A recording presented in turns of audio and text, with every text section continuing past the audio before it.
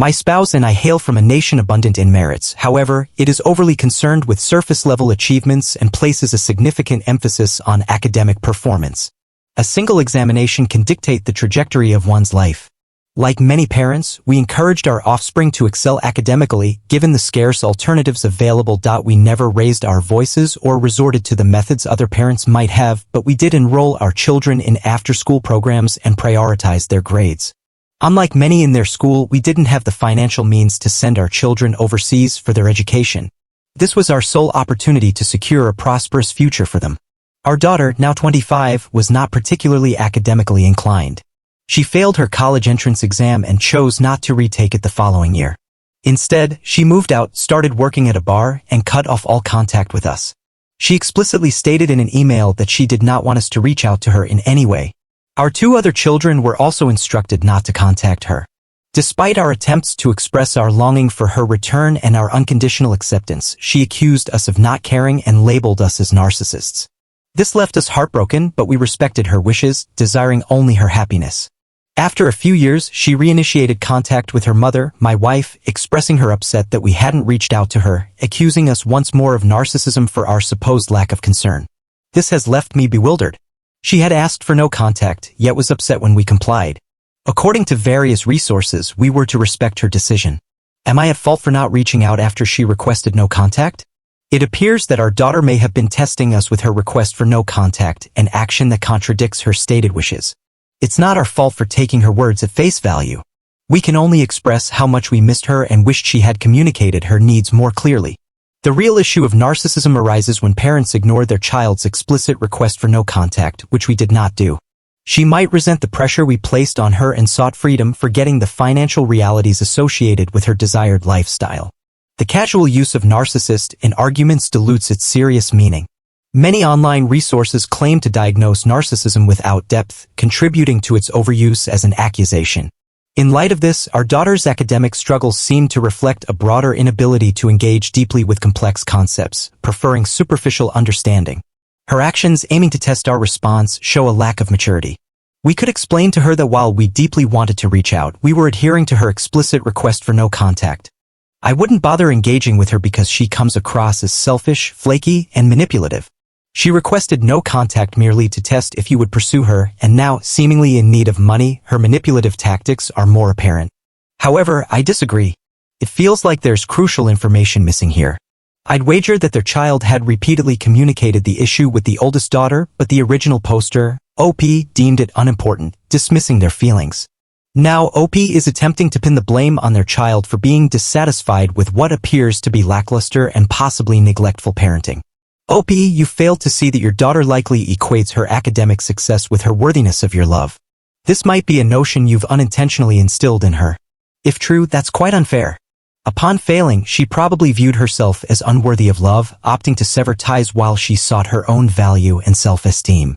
Unfortunately, this situation highlights a failure in parenting. Separately, my existence is the result of a one-night stand between my parents. My relationship with my mom has always been tense because she resents my dad for not staying with her, a sentiment she's expressed throughout my life. Even at a young age, I was subjected to her complaints about my dad's supposed selfishness. She often tried to alienate me from my dad, though legal efforts to counter this were futile. My stepdad, Howard, and my mom later had children, and Howard, lacking insight, criticized my dad and expressed concern over his influence on me.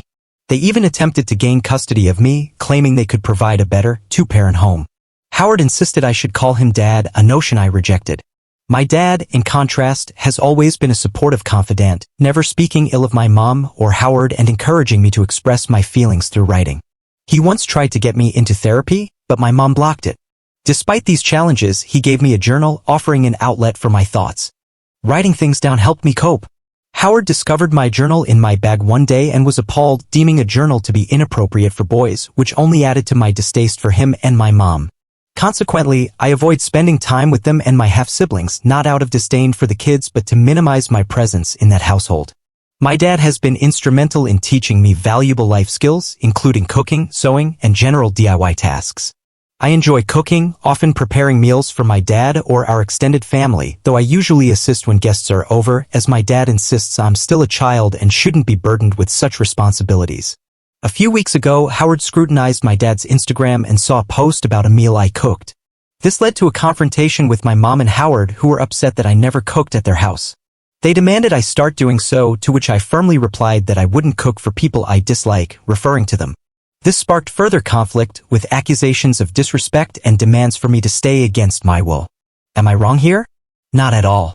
It's ironic how my mom attempted to trap my dad with a baby, not realizing the depth of his involvement in my life.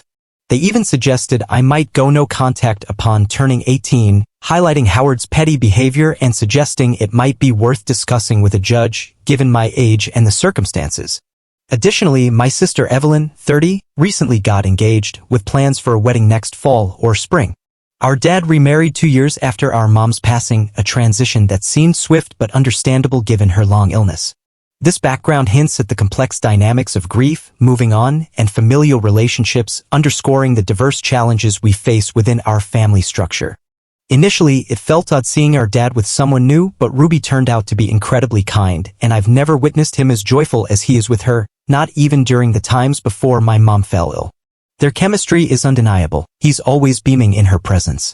Over time, Ruby has become a cherished member of our family, even embracing the role of a loving grandmother to my children, despite being related by marriage rather than blood. However, Evelyn has struggled to accept our dad's new partner and still refuses to recognize Ruby as part of our family. Her interactions with Ruby are short and often come across as dismissive. Now, as Evelyn plans her wedding, the situation has grown tense. Our dad, who is financially well off and generously offered to fund our weddings, was willing to cover Evelyn's as well. Yet, Evelyn's insistence that Ruby not attend her wedding, claiming it would dishonor our mom, led our dad to rescind both his financial support and his attendance unless Ruby is welcomed. I find his stance entirely justifiable. This isn't about rejecting a malicious stepmother, but about a daughter's unwillingness to see her father happy. Casey and her husband have asked me and my children to play roles in their wedding, which I initially accepted. Given the current circumstances, though, I'm reconsidering my participation. Supporting this feels like condoning unnecessary animosity towards Ruby, who has become an integral part of our family. The mixed reactions from my friends have left me uncertain, prompting me to seek outside opinions on whether my decision is justified. Not the idiot. Evelyn is entitled to marry the love of her life, but it's unfair to expect our dad to forego his happiness. He's rightfully standing by his wife, showing Evelyn that her actions have repercussions. Evelyn, as an adult, has had ample opportunity to process her grief. While she has the right to decide her wedding guest list, she must also face the consequences of those choices. On the other hand, suggesting that I'm the idiot for taking a stand seems to overlook the complexity of the situation.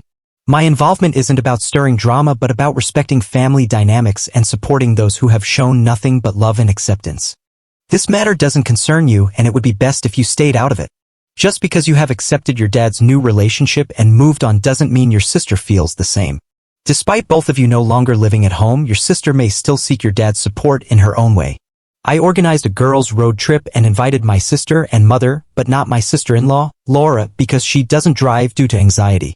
Laura, overall, is agreeable. We simply don't share many interests. Before meeting her, our brother explained that even being a passenger in a car causes her significant stress, and she has had to leave events early due to her anxiety. This usually isn't a problem, as she can depart with my brother or another family member if necessary. The road trip we planned involves extensive driving across the USA, necessitating a driving schedule to share the load. Given Laura's anxiety around cars, we opted not to invite her, to avoid adding stress to the journey for her and for us. After announcing the trip in a group chat and mentioning I'd miss a family event because of it, my brother called to inquire why Laura wasn't invited. After I explained, both he and Laura became upset with me. My mom and sister agree with my decision, reasoning that inviting someone who would be uncomfortable in a car for long periods doesn't make sense. They likened it to involving someone with a fear of spiders in an activity centered around spiders. It's simply not considerate. Furthermore, just because Laura is my sister-in-law doesn't obligate her to participate in every trip or vacation, especially when the activity clearly doesn't suit her preferences or needs. When friends of mine organized an event at a spider-themed attraction, I was relieved not to be invited, understanding it wouldn't be enjoyable for me. Similarly, for someone uncomfortable with long car rides, a cross-country road trip would be far from ideal. It's perplexing when people, despite their own anxieties, expect to be included in activities that would likely exacerbate those anxieties. I'd say, cool, send me pics. Geez, too much drama over nothing. My husband, 28, and I, 30, have twin sons. Both my husband and I come from mixed-race backgrounds. My mother is a brown South Asian woman, while my father is a white Eastern European man. My husband's family is Central American with a history of interracial parents spanning centuries. Our son, Asen, has distinct ethnic features but is much paler than both of us, making him appear white passing from a distance. This isn't surprising to us, considering 2 out of his 4 grandparents also have white skin. A few days ago, while grocery shopping, we encountered my son's classmate, her younger sister, and their parents. During some small talk with the parents, the younger sister commented that my son looks weird. Her parents were mortified, but neither my husband nor I were offended. The girl, appearing to be about 6 years old, clearly spoke from a place of curiosity, not malice. Considering we live in a predominantly white European country, her remark didn't seem unusual. I tried to explain, think about your grandparents, they all look very similar, don't they?